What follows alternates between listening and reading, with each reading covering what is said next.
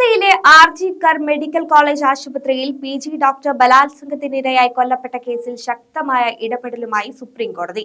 ആരോഗ്യ പ്രവർത്തകരുടെ സുരക്ഷയ്ക്കും അവർക്കെതിരായ അതിക്രമങ്ങൾ തടയുന്നതിനും നിർദ്ദേശങ്ങൾ സമർപ്പിക്കാൻ ടാസ്ക് ഫോഴ്സ് സുപ്രീം കോടതി രൂപം നൽകി.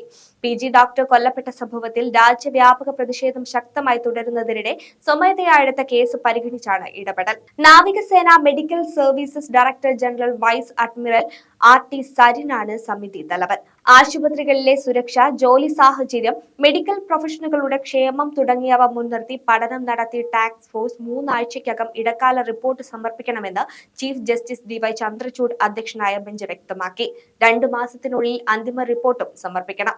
ആരോഗ്യ മേഖലയിൽ പ്രവർത്തിക്കുന്ന സ്ത്രീകൾ ഉൾപ്പെടെയുള്ളവരുടെ സുരക്ഷയുമായി ബന്ധപ്പെട്ട ഗുരുതര വിഷയമായതിനാലാണ് ഇക്കാര്യത്തിൽ സ്വമേധയാ കേസെടുത്തതെന്ന് ജസ്റ്റിസുമാരായ J.B. പർദിവാല, മനോജ് മിശ്ര എന്നിവരടങ്ങിയ ബെഞ്ച് ചൂണ്ടിക്കാട്ടി. ഇത് കൊൽക്കത്തയിലുണ്ടായ ഒരു കൊലക്കേസ് മാത്രമല്ല, ദേശീയ താൽപര്യം പരിഗണിച്ചാണ് കേസ് പരിഗണിച്ചത്. നടപടി സ്വീകരിക്കാൻ മറ്റൊരു ബലാത്സംഗം നടക്കുന്നതുവരെ കാത്തിരിക്കാൻ സാധിക്കില്ലെന്നും ചീഫ് ജസ്റ്റിസ് വ്യക്തമാക്കി.